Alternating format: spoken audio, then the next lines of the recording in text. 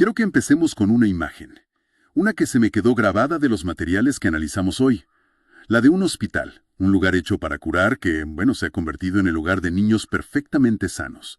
Niños que ya tienen el alta médica pero que no pueden salir por la puerta porque no hay un lugar seguro a donde ir. Esa imagen es, creo, el punto de partida perfecto para el análisis de hoy. Porque hablamos de una doble crisis que está golpeando a la infancia en Uruguay. Por un lado, una violencia que vemos todos los días. El aumento alarmante de niños, niñas y adolescentes alcanzados por balas. Y por otro, una crisis mucho más silenciosa. La de quienes sobrevivan a esa violencia o al abandono y quedan atrapados en el sistema de salud. Para esto nos vamos a sumergir en una serie de informes periodísticos muy potentes y en un estudio de caso que es francamente devastador. Exacto. Y el objetivo acá no es solo repasar las cifras, que ya de por sí son impactantes. La idea es conectar los puntos, ¿no? Entender las causas profundas, ver cómo responden las instituciones. Y sobre todo, ponerle un rostro al costo humano de un sistema que, como vamos a ver, parece estar fallando. De acuerdo. Empecemos a desempacar esto. El primer pilar de la crisis es la violencia directa, la de las balas. Las fuentes que tenemos son muy claras. En lo que va de 2025, ya se registraron 23 episodios de niños alcanzados por disparos. 23. Es una cifra altísima. Tan grave que la plataforma Infancias y Adolescencias, la PIAS, lanzó una campaña muy directa. Se llama No son balas perdidas. Y ese nombre es clave, ¿no? Es clave, porque busca instalar la idea de que esto no es casualidad, no es mala suerte, no es un accidente. Es el síntoma de una dinámica de violencia en ciertos territorios donde los niños están completamente expuestos. Los datos lo confirman. La ACE, que es la Red de Salud Pública, atendió a 37 menores de 14 años, baleados en solo un año y medio. Un momento, detengámonos ahí. 37 niños. Y eso solo en el sistema público. Exactamente. La cifra real, si sumamos mutualistas y otros centros privados, podría ser todavía mayor. Y las edades que mencionan los informes, es que te hielan la sangre. Hablan de un niño de 2 años, de adolescentes de 13, de 14. Son cifras que deberían ser un escándalo nacional. Y para darles contexto, uno de los informes cita a un cirujano pediátrico, Luis Gallo, que usa palabras muy, muy duras. Él dice que esto refleja un, y cito, estado de degradación de la sociedad importantísima. Sí, leí esa cita. Y después añade una frase que es tremenda. Dice que, en general, los niños baleados han sido escudo de narcos. Es una afirmación fuertísima. Las fuentes profundizan en qué significa eso. Sí, y es terrible. Es una combinación de cosas.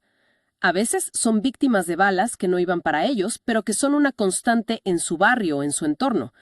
Pero en otros casos, y esto es lo que denuncia el cirujano, la presencia de un niño es usada por adultos en conflictos para disuadir un ataque. O sea, ¿piensan que el rival no va a disparar si hay un niño? Exacto. Una suposición que evidentemente falla de manera trágica. El niño se convierte en un daño colateral casi anunciado. ¡Qué horror!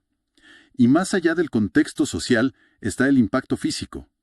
Una de las fuentes médicas explica algo que yo no había pensado, y es por qué una herida de bala es mucho más grave en un niño. Es una cuestión de física, básicamente. El cuerpo de un niño es mucho más pequeño y sus órganos vitales están mucho más juntos. Una bala que entre en el tórax de un adulto puede perforar un pulmón. En un niño, esa misma bala, con su onda expansiva, puede dañar no solo el pulmón, sino también el corazón, los grandes vasos sanguíneos. El área de destrucción es proporcionalmente inmensa. Claro. Las secuelas, si sobreviven, pueden ser para toda la vida. Y aquí es donde todo se conecta de la forma más cruel. Un niño sobrevive a esto, a una herida devastadora, pasa semanas o meses en el hospital y cuando por fin le dan el alta resulta que no puede volver a su casa. ¿Por qué? Porque esa casa, ese barrio, sigue siendo una zona de guerra para él. Exactamente. Ahí es donde la primera crisis, la de la violencia, alimenta a la segunda, la del abandono institucional. El Hospital Pereira Rosell, el principal centro pediátrico del país, se ha vuelto un termómetro de esto. Las fuentes indican que hoy hay 60 niños internados allí, pero casi un tercio de ellos... El 30%. El 30% ya tiene la alta médica. Están sanos, listos para irse, pero no se van. Es que es una locura. El director del hospital, Gustavo Yaqueto, lo califica de inédito. Dice que el hospital intenta protegerlos, les dan clases, juegan con ellos, pero que su función no es ser un hogar. Él apunta a lo que llama un debilitamiento de los recursos territoriales. Es como si la red de contención de la comunidad, ¿no? Los vecinos, la familia, el club, que antes resolvía estos problemas, ahora estuviera rota. Y el hospital es el último recurso. Sí. Y para entender realmente cómo funciona, o más bien cómo no funciona este sistema, las fuentes nos presentan un caso. Es la historia de Francisco, un nombre ficticio para un niño de 5 años que lleva semanas viviendo en el hospital. Se convierte en un refugio forzado, y aunque el caso de Francisco no empieza con una bala, su situación actual, atrapado en un hospital teniendo el alta, es exactamente el mismo limbo en el que acaban muchos otros. Totalmente. La historia de cómo llegó ahí es una cadena de lo que los informes llaman golpes. El primer golpe se lo dio la vida antes de nacer.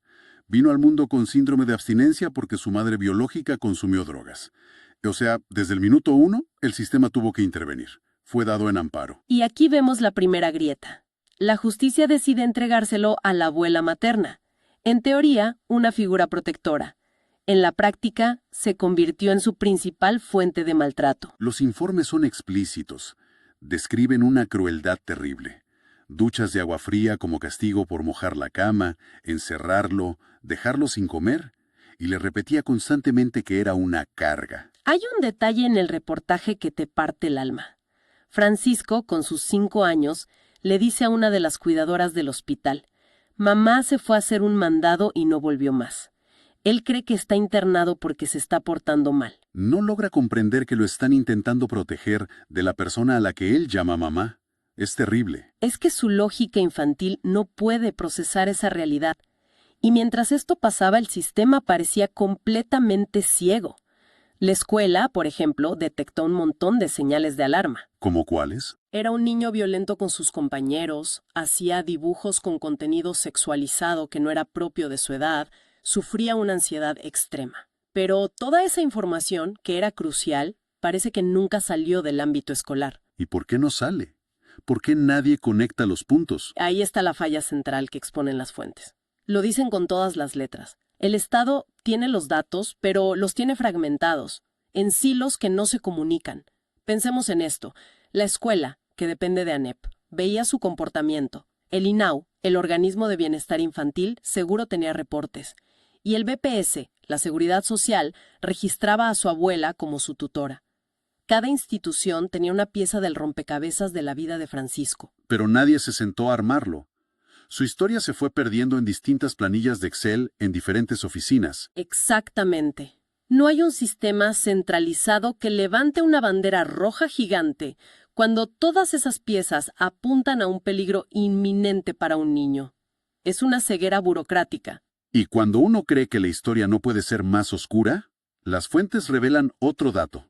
Su madre biológica, la que Francisco cree que se fue de viaje. En realidad, fue brutalmente asesinada en 2021. Su cuerpo lo encontraron en un arroyo dentro de una tarrina de plástico. Una historia de una violencia extrema que, por supuesto, él no conoce. El caso de Francisco es, como decías, una radiografía perfecta de todo lo que está mal. Cada institución falló en su momento. La justicia, al entregarlo sin seguimiento. Los servicios sociales, al no detectar el maltrato. Y ahora, el sistema de salud lo contiene, pero lo tiene en un limbo, un no lugar, mientras sufre pesadillas y espera que otro juez decida qué va a hacer de su futuro. Después de escuchar todo esto, la pregunta que me queda es, ¿y las autoridades? ¿Alguien rinde cuentas por estas fallas? ¿Cuál es la respuesta oficial? La respuesta, según las fuentes, es un reconocimiento del problema, pero, bueno, con soluciones que parecen muy lejanas. La presidenta del INAU, Claudia Romero, habla de la necesidad de atacar la pobreza en su forma multidimensional y la violencia. Son diagnósticos correctos, sin duda, pero ella misma admite que son estrategias a largo plazo. Claro, pero el problema de Francisco y el de los otros 18 niños con alta médica en el Pereira Rosell no es a largo plazo, es hoy, es ahora. Ahí está la brecha. Se habla de políticas de Estado, de fortalecer las comunidades, pero la realidad inmediata es la de un hospital desbordado y un niño de 5 años que no sabe por qué lo abandonaron. Y a esto se suma un problema que parece casi increíble, la falta de información básica. Cuando le pidieron a ACE datos sobre cuántos de los 37 niños baleados habían fallecido o qué secuelas sufrieron, la respuesta fue que esa información no está sistematizada. ¿Cómo que no está sistematizada? Estamos hablando de niños que recibieron un disparo. Nadie hace un seguimiento de qué pasó con ellos. ¿Es un punto ciego gigantesco? Es la prueba definitiva de la fragmentación. Un sistema no puede solucionar un problema que ni siquiera es capaz de medir en su totalidad. No saben cuántos murieron, no saben cómo quedaron, entonces, ¿cómo pueden diseñar políticas efectivas? Y esta desconexión, esta falta de una visión integral, se ve también en otras áreas, como en el sistema de adopciones. Hay una parte en uno de los reportajes que es muy reveladora. Sí, es una conversación con directivos de adopciones del propio INAU, y ellos admiten, con una franqueza que asusta un poco, que a veces entregan niños a familias adoptivas sin conocer su historia completa. En un momento una directora dice algo que es para enmarcar. Dice que se está usando a las familias adoptivas como centros de INAU transitorios. Es tremendo. Básicamente está diciendo que usan a familias que quieren adoptar como un lugar temporal para sacar a los niños del sistema que está sobrecargado, sabiendo que quizás adopción no funcione porque el niño viene con un bagaje de traumas que la familia no conoce. Exacto. Es la imagen de un sistema sobrepasado que apaga incendios tomando decisiones que, a la larga, pueden generar un trauma todavía mayor en los niños. El de una nueva ruptura, de otro vínculo afectivo que se rompe. No es un problema aislado, es un patrón que recorre toda la red de protección infantil. Entonces, si tratamos de juntar todas las piezas, ¿qué es lo que estamos viendo? Por un lado, una realidad brutal de niños como víctimas directas de la violencia. Por otro, un sistema de salud que, en un intento por protegerlos, termina actuando como un refugio improvisado, un hogar que no está diseñado para hacerlo. Y como telón de fondo, un aparato estatal fragmentado, sordo, que no logra conectar los puntos a tiempo. Y más allá de las fallas institucionales, lo que realmente resuena es el inmenso costo humano. Historias como la de Francisco demuestran que detrás de cada estadística, de cada número de expediente, hay un niño cuya biografía entera ha sido moldeada por una cadena de tragedias y abandonos. Y lo más duro es pensar que muchas de esas tragedias se podrían haber evitado si las alertas hubieran sonado al unísono. Para cerrar, una de las fuentes, fechada hoy 29 de diciembre de 2025, termina con una reflexión final que es muy inquietante. Contrasta toda esta realidad con un mundo donde avanza la inteligencia artificial, donde los robots son cada vez más sofisticados y donde los adultos parecen cada vez más cansados de los problemas de los niños. Sí menciona algo que se ve todos los días, que es más normal ver a un niño de 3 años manejando un celular que a un adulto jugando con él en el suelo. Y deja una idea flotante que me parece el cierre perfecto para nuestra conversación. El texto describe una sociedad donde los niños a veces son vistos como inversiones a largo plazo y donde la felicidad, la alegría ruidosa de la infancia es considerada casi una enfermedad peligrosa. Algo que hay que controlar. Algo que hay que controlar. Y esto nos lleva a una pregunta final, una que no está en las fuentes, pero que surge de ellas. Si los sistemas que creamos para proteger a la infancia están fallando de esta manera tan profundamente, ¿qué nos dice eso sobre las prioridades de la sociedad que los construyó? Y sobre todo, ¿dónde se empieza a buscar una solución que sea real y no solo un parche más?